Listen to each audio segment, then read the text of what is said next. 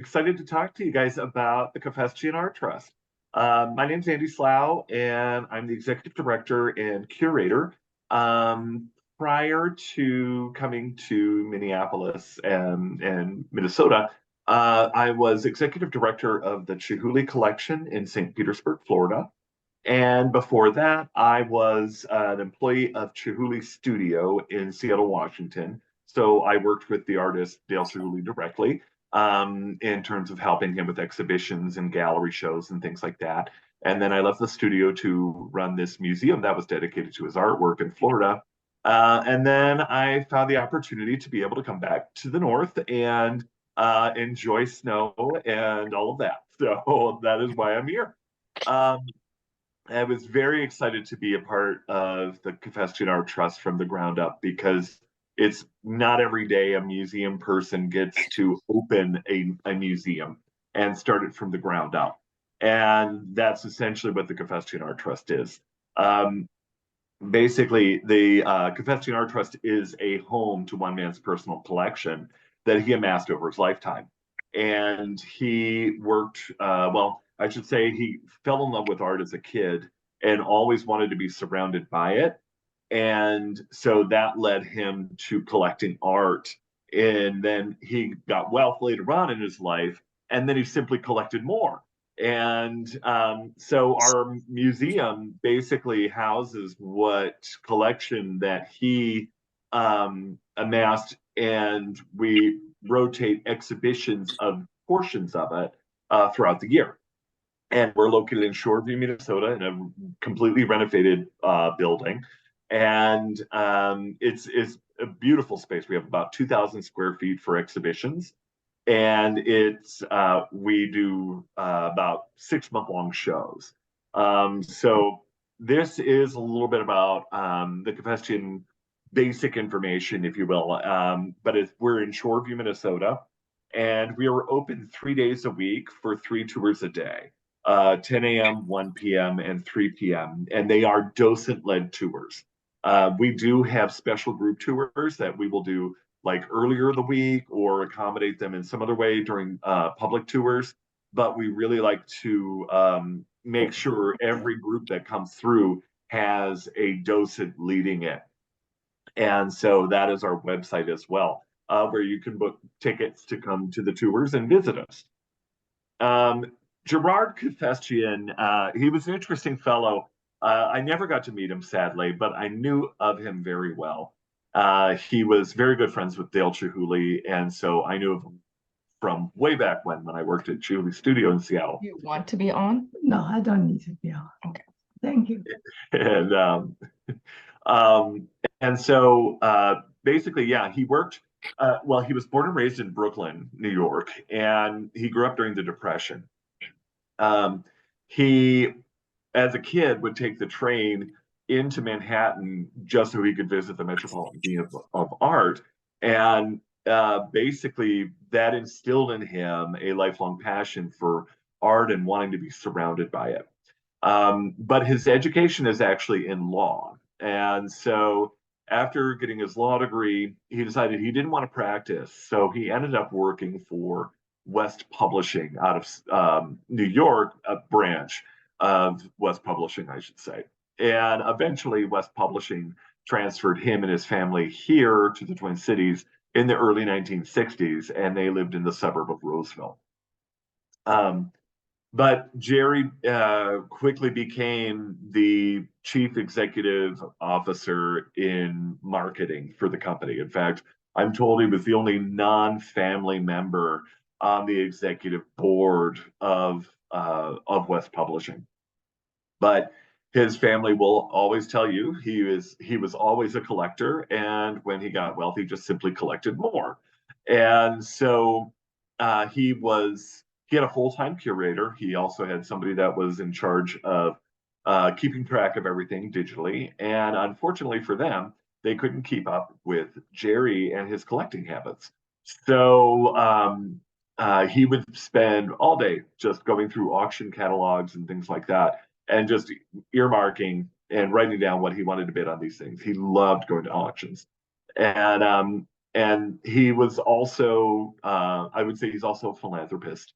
Um, he did a lot of really interesting programs. Like he created a program called Art and the Law while he was at West Publishing, which is a program that still goes on today, and in bringing together art and copyright and trademark and all those things that artists have to deal with. But then most people really knew his name in the region for many years ago. There was a carousel that had been at the state park for many years. And I believe it was at Dayton's before that. And it was unfortunately going to be sold and broken piecemeal and auctioned off. And so local community organizers got a hold of Jerry and said, "Can you please give us the money in order to save this and keep it here in the Twin Cities?" And so Jerry generously gave a couple $1 million to this group, and they were able to preserve this 100-year-old carousel. And then in 2009, Jerry opened a contemporary art museum in Yerevan, Armenia. Um, what happened with Armenia, is a very, very small country, former USSR country. And it was something of the fact that because it was part of the Soviet Union, contemporary art was not permissible by the Communist Party.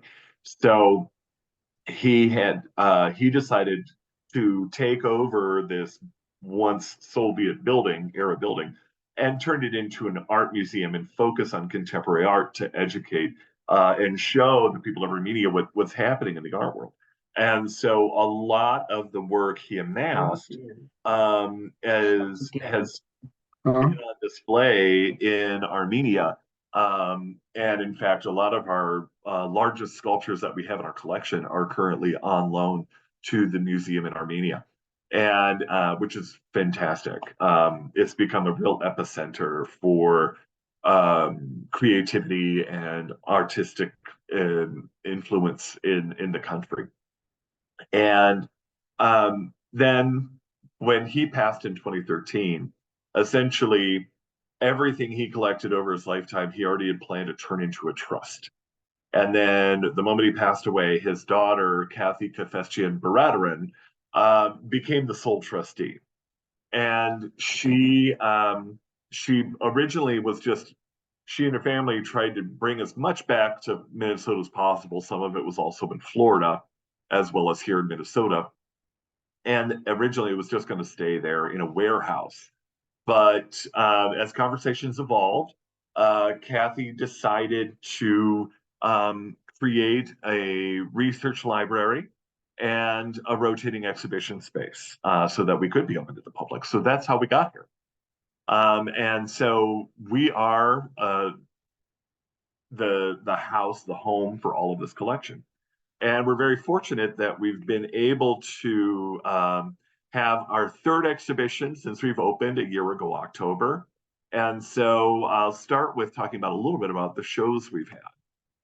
Now, many people love to interact with this man, but the thing is he's not alive. He's actually a sculpture.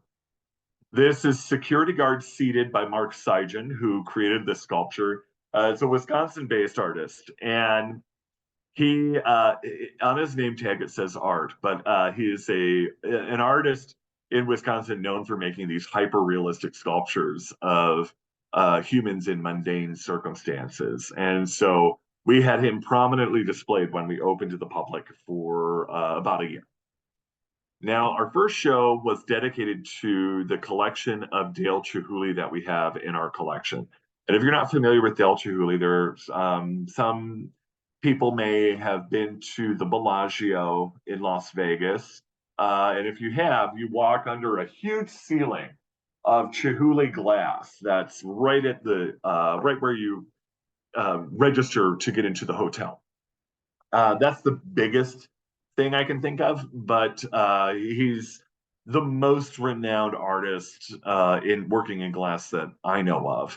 And he is in over, I think he's in over 200 museum collections around the world.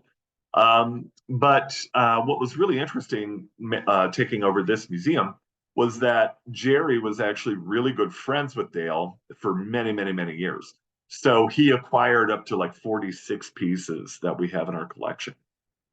And this was the display here of many of Chihuly's works. And it was really exciting to see people come in and really get to experience Chihuly because he's a household name. So the show was a huge success. People were coming in from all over the place to come see this show. Um, in fact, they still ask me if I'm bringing it back, and I said no. It's going into storage. It'll be back in 10 years. But what I really loved is that Jerry collected a lot of things that most people don't see of Dale's artwork very often. Specifically, well, there's some of the things that he collected. These are the basket series, where the glass pieces you see were inspired by Pacific Northwest indigenous peoples' baskets. And what he liked about them is the collection that he saw was of historic work. And because these baskets are made of natural fibers, the age, deterioration, gravity, all those things had begun to take their toll on the baskets. So they were slumping in on themselves, slightly collapsing. And the effect it created for the surface, the walls of the basket, he thought looked very sculptural. So he wanted to recreate that effect in glass. And the way he did so was by blowing his glass very, very, very thin and keeping it super hot, then allowing gravity, centrifugal force, and breath to manipulate the surface of the glass. And where you can see in the deep red basket there how it's got that lip coming out at the side, and you see all the crinkles and folds in the surface. That's from allowing gravity to do what it's going to do to glass naturally in the molten state. But and and then to the far left of the pieces, you see that painting by Julie. He calls his paintings drawings, and Dale sadly suffered two accidents in the 1970s. The first one being a major car accident where he lost the sight in his left eye and lost his depth perception because of that. And then 2 years later, he dislocated his right shoulder. So Dale can't blow glass. He hasn't been able to blow glass since the 70s. So he started making these drawings of his as directions to his team. Now, the funny part about this whole thing for me is that the red basket was purchased by Jerry, as was the drawing. However, the drawing has no relationship to the basket. Drawings did start out as directions to his team, but in this case, this was a standalone painting that also just happened to look like one of the sculptures that Jerry had. And then the piece that's kind of peach colored on the right hand side, that one is from 1978. So it's from a very, next one. So one of the things I was excited to show people that may not have, that maybe they're familiar with Dale Chihuly, but they might not be able to see his work as often. One of the things that Jerry had a huge collection of were called putti, which is Italian for cherubs, like little angelic cherubs. And Julie worked with the world's best glass blower, or hot glass sculptor, I should say, hot glass sculptor, Pino Cigaretto. And Pino would hot sculpt these figures in glass that Chihuly would make into his pieces. And so if you look at as time went on, it went to be more than just the putti themselves, but actually animals with them. So if you look at the one on the left, that's actually a giant pelican with a cherub in its mouth and one on its back. And then with the orange base, it is actually a lobster with two putti in its claws. And then the next one after that, the green base, is a heron. But I really was excited to show these because Dale has been making this type of figurative work since the 90s. However, when he first made them, everybody hated them. His galleries, his collectors, everybody just couldn't stand the Pootie. And fortunately, um, Kathy Cafesjian's mom, Cleo, loved anything to do with angels. So when Dale started making these Pootie, Jerry would collect them as much as possible because she fell in love with these works. Again, just really great that it was something that he collected. And then, of course, the Persian wall, that's called the Cafesjian Persian wall. And very similar to what you would have seen if you ever went to Bellagio.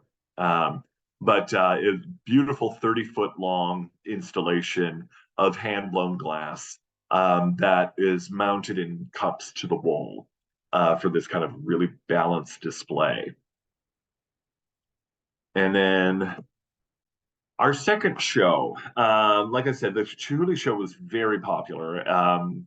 And my intention was that we had the Chihuly show in order to get us on the map because, again, Chihuly is a very famous name. Lots of people love them. They're passionate about them. But I wanted to take the opportunity to expand the education to the community and get to know more about the breadth of the collection.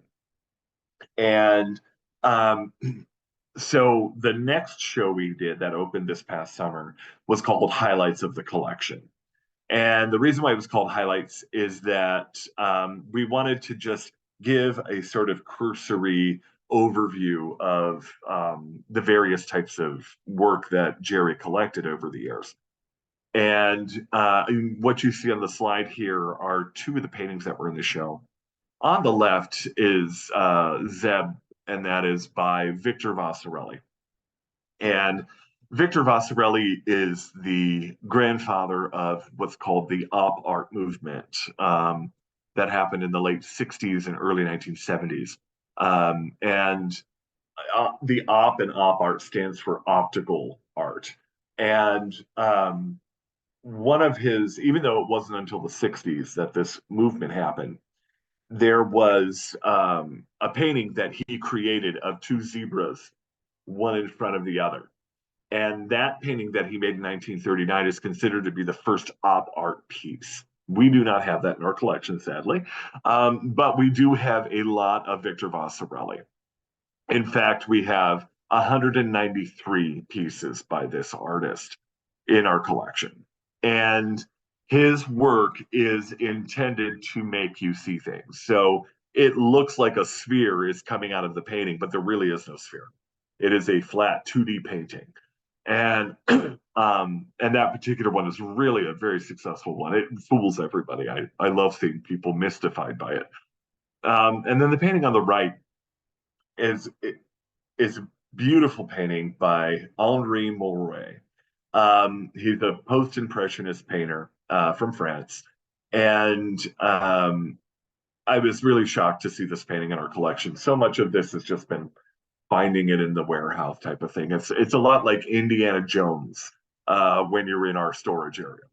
And this particular painting is really quite exquisite. And Henri Mouret studied under Paul Gauguin in Brittany in northern France. And he learned painting basically from Gauguin while he was there before Gauguin went to Tahiti. But this painting, again, stunningly beautiful seascape.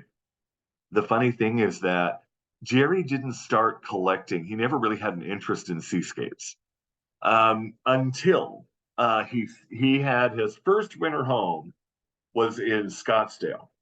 And then he decided to sell that and buy a condo in Naples, Florida. And suddenly he had a view of the Gulf of Mexico, which is when Jerry decided to collect seascapes purely because of location. And yet I'm thankful because all of the seascapes he bought were exceptional works of art like this one. And this painting really is a great example of this artist's work. There are two pieces that we have here. One of the things I did include a lot in was other glass sculpture because While people may be familiar with glass artists like Dale, and probably mostly that's it usually. But he's really only the tip of the iceberg, so to speak. And so this piece on the left is a glass sculpture by Hiroshi Yamano, and probably one of the most prominent glass artists to come out of Japan. And it's fascinating because it's actually like a few different ways of working with glass in one object. And the base of it that you see holding everything, that is actually cast glass. So that was put into a mold and then basically annealed then after to create that shape. But then he also used some gold leaf and stuff like that on the surface of it to create imagery. Then where you see the fish and the flowers in this piece, those were all hot glass sculpted, kind of like the putti before, where he took the molten material and with tools and different colored glass and things like that, made these incredible objects. The flower petals are like the same thickness as a real flower petal. They're incredibly fragile and beautiful. And then the tree branch coming out of it with the bird, those are both bronze. And he's known for this kind of interesting, beautiful balance to his work. And what I love about it is that the tree branch itself was probably what we call life casted, which means in the art world it means the artist took a real object and made a mold of it in order to cast it in bronze, because that is very definitely a cherry tree branch. You can tell by the bark and the details in it. And I love this piece. On the right is an untitled work by Sam Francis. And his work, I used it as a tool to talk about abstraction to help people. I know, like for some museum goers, abstraction becomes very um, difficult sometimes because it's not easy to get into an abstract painting. And, it's like, I always hear that, well, like my 4-year-old could do that. I was like, that's great. Why would your 4-year-old do it? That's the important part. And in this particular lithograph, Sam Francis is taking a grid. Imagine that these bricks were in two columns going down the picture plane, but then he picked them up and then went like this and jumbled them in this asymmetrical way. Um, and he broke that grid down. Um, and in doing so, creating these bright, colorful bricks in an asymmetrical pattern, there is balance in asymmetry.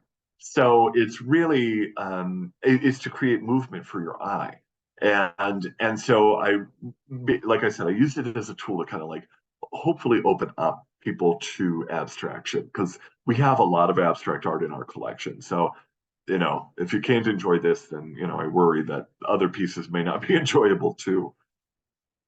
This was the last slide I have for this show from highlights. And this one is, believe it or not, that's all those French fries you see are blown glass. And this is called Boxo Fries by John Miller, and it's a part of his Diner series. He also makes milkshakes, hamburgers, things like that, onion rings.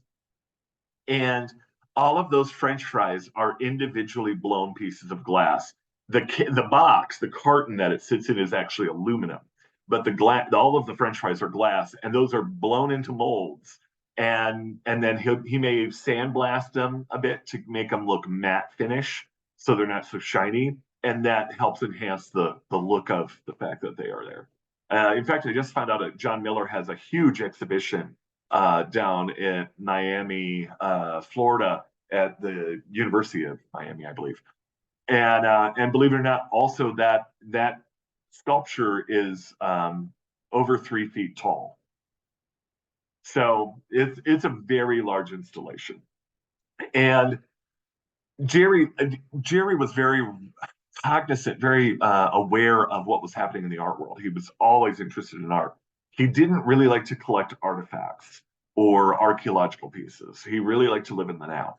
And before he could afford it, he was very aware of pop art, op art, new expressionism, minimalism, and he really kept tabs on that. And then we got well later. He collected things, in my opinion, that were a throwback, a reference to previous periods in the 20th century art world.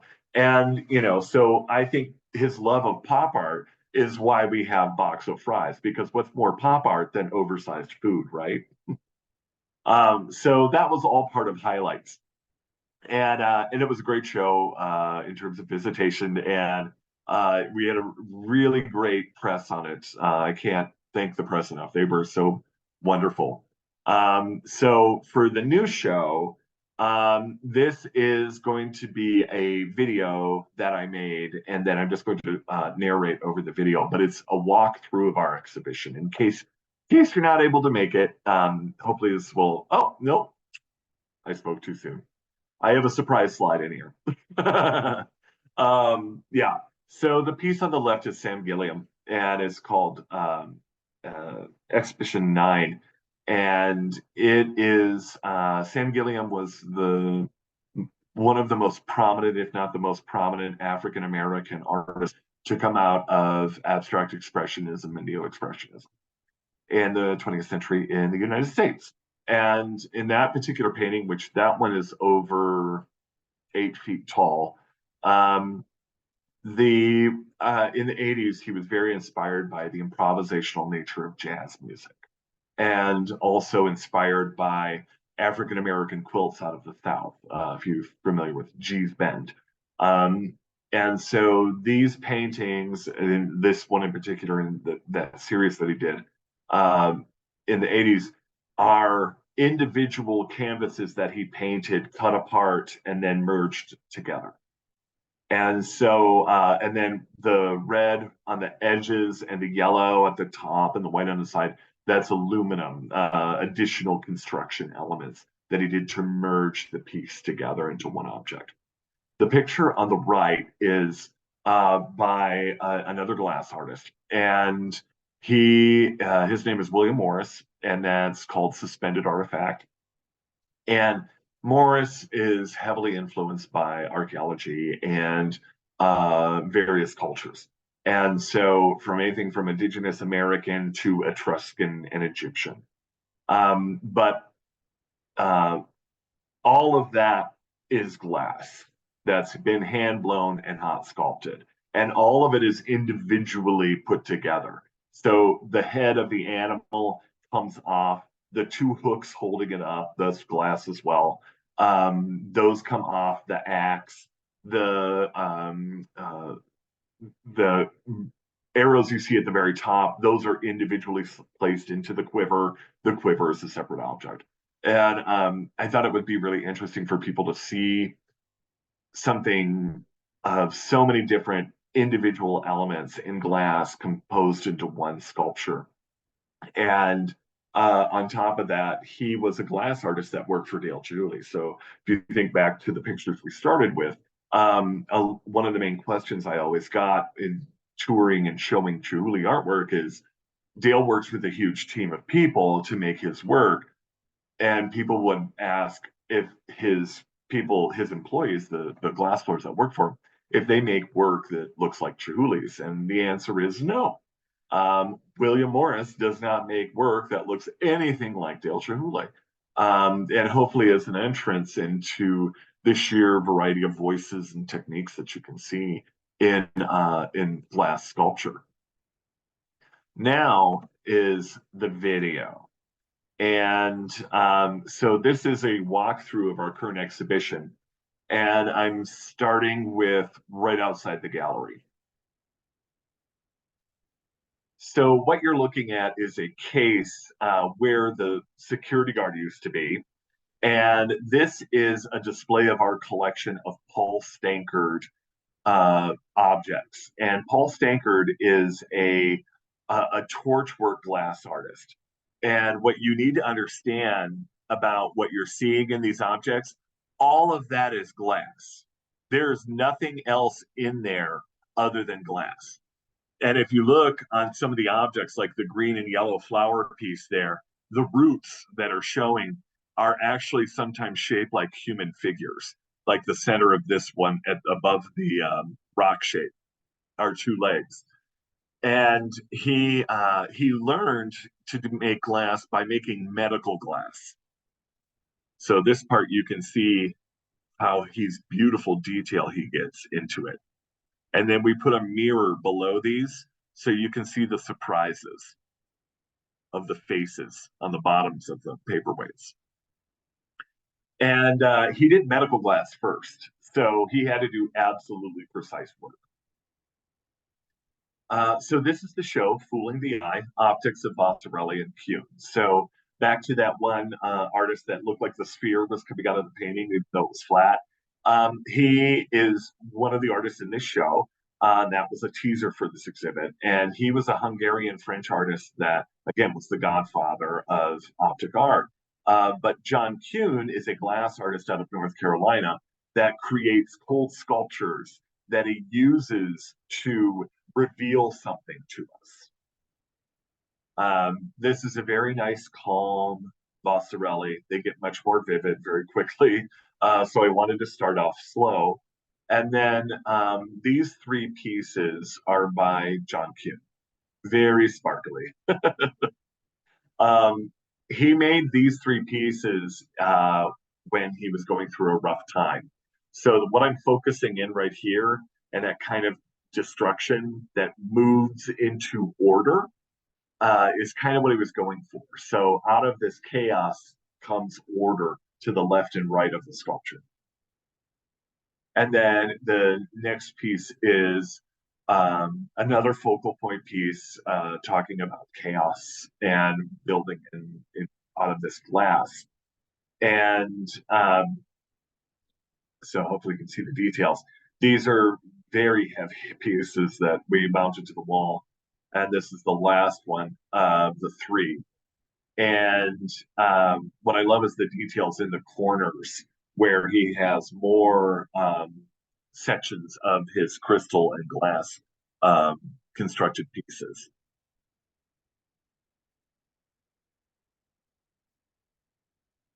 Now we're going to go to probably the piece de resistance in the show, garners the most attention. This is called Joseph's Ribbon. And John does not blow glass anymore. He makes it out of cold glass that he buys. And then he will bring colored glass together, strips of colored glass, glue them together in a panel, and then put layers of crystal glass and clear glass in between those, stack them up, glue them, and slice them against the bias. Then take those slices, glue them up together in a block, and slice them against the bias. And he estimated that that particular piece has over 100,000 pieces of glass in it. And like some of the ones in the show, you guys, I don't let anybody spin them, not my docents or anything like that. So for this talk, I wanted to make sure I videoed the spinning so you could see it. And then again, this particular painting by Bossarelli, we brought it back for this show. And he's using a lot of different perspectives in order to create a false sense of depth.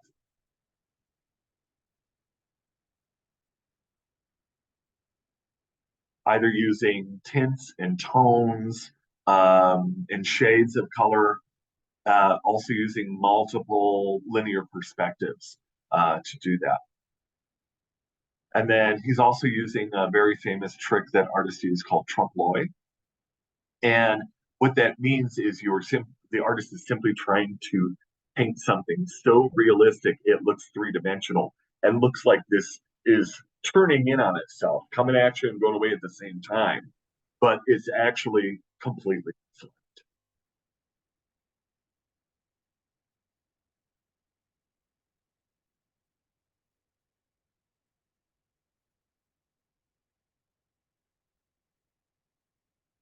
think we're going to this one sculpture, this third Bosworthy sculpture.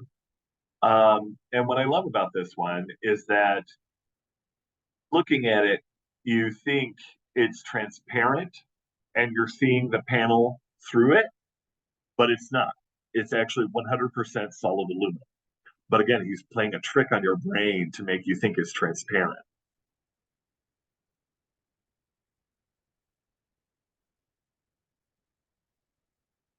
Then this piece is called Irish Wig, and it's by John Kuhn. And like I said, I talked about how he builds these blocks and slices them on the bias, and then uses those slices to build a new box and slices them again. He'll also take blocks of solid clear glass that he'll carve and glue that around the objects that he's already produced with these slices, these columns that he's making, and keep building it out around there. So it looks like they're floating, like there's some kind of gas inside that's causing them to hover. But the object is actually 100% solid glass.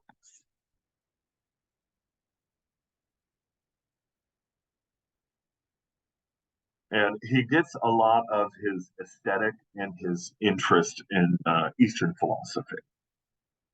He feels, you know, everything comes from the center, comes from within. So that's where a lot of his sculptures are an illusion of that. Pastorelli, 4 pyramids, really fabulous piece. This one is one of the more, and I think this one makes people dizzy more than others. So I needed some calming pieces in the middle here to kind of like bring you down a little bit. This was a folio that Jerry bought at auction of all those pieces. And then remember, I talked about the zebras and how that first painting he did was considered the first one. This is a print referencing that from back in the day. And then this piece I love. It's a Vasarely piece, but it's entirely made out of plastic parts that he glued together and put together. And now we'll look at the tunes in the center of the gallery. And so, yeah, so again, John's work is like almost like a physical manifestation of meditation and his belief in meditation. Again, that it comes from within. But what I love about it is that because he's using lead crystal glass, he's creating all these prisms. And what ends up happening is that you have this multitude of rainbows and reflections surrounding you. So even though he's trying to reveal something to us in the object, at the same time he's putting us in a setting, which I think is very interesting.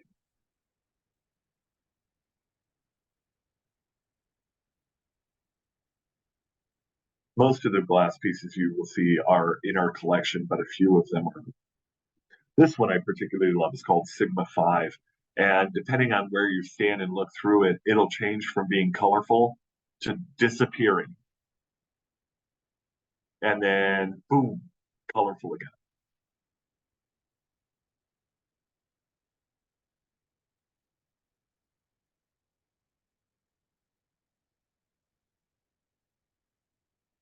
And then this is Flame Kissed, also part of the collection. And there's some Fossarellis in the background. Um, this one also spins again. I don't let anybody else do this but me.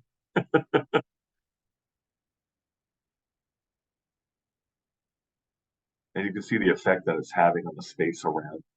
Not just how mesmerizing. I mean, it really is mesmerizing and enchanting. And sorry, that's my maintenance person in the background. Then this is the Pyramid by John Kuhn, one of the pieces that the artist loaned to us for this exhibition. Uh, Beautiful color patterns inside of it.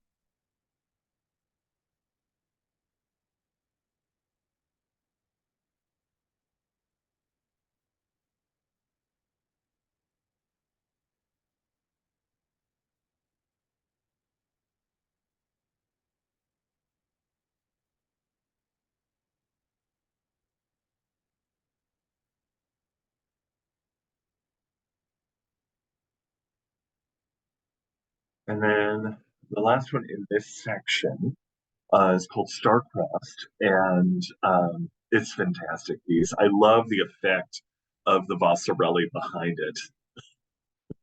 And it also spins. And you can see it's the star is made of two composite pieces glued together like that. My biggest fear really in this show is people get dizzy and fall because it's so visually intense. So I really, really tried to limit the number of pieces I have in the show. Now, one of the other things I wanted to talk about is you remember how he was talking about Paul Stankard at the beginning of the show in that case? Well, I think I go to the table first. Oh, I do. So this is an end table designed by John Kuhn. And the entire object is glass, including the glass top that's fabricated. But he, again, uses his prismatic lead glass to create the effects of light and shadow in it. It's incredibly heavy, I would say. And then the top of it, the design is inspired by prayer rugs. And so on the sides there, where you see it looks like piano keys, that's inspired by fringe. And then the patterns are inspired by specific prayer rugs. But then, yeah, look what it does to the wall. Now, then we're going to look at the largest canvas that I have in this show. This is the largest piece we have by Vasarely with 4 different panels. I love it. It's like, is it going away from us? Is it coming towards us? It's doing it all at the same time. And I thought it was just really interesting. Very vibrant colors, and he used tape. Now, we talked about Paul Stankard earlier with the paperweights, and this is a collaboration between John Kuhn and Paul Stankard. So Paul will make the floral motif that you saw earlier and put it in and make it into a cube and send that to John, and John will build his aesthetic around it. The collaboration, they've only done about 20 of these. I think they're stunning. And they call them Stan Kuhns, a merger of their 2 names. So this is one of the 3 Stan Kuhns we have in the exhibition.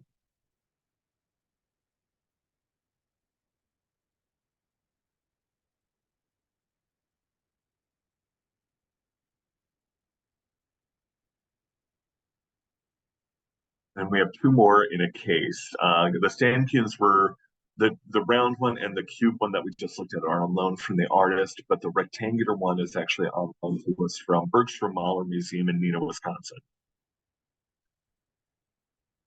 See the floral motif really beautifully in there, surrounded by John Kuhn's aesthetic.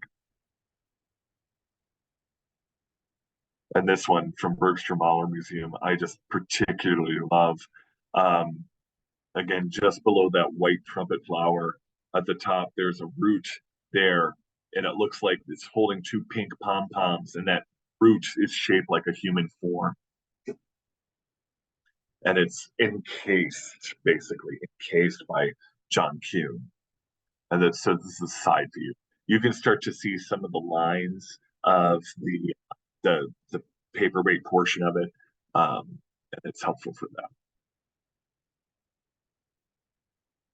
And then this is a trio of prints. They 2 of them are from the same portfolio. One of them is from a different portfolio, but they were in the same color family, so they look really good together. This particular piece by Vasarely, I really liked. I wanted it in the show. It's made entirely out of wood and is hand carved. Then this again, is it coming away from us or is it coming towards us? And then this one is from a series that he did in the 80s where our brain has to make sense of it. So I see a cylinder and other people see faces. And then this last one is acrylic paint on aluminum, flat sheet of aluminum. All right. So that's my presentation, guys.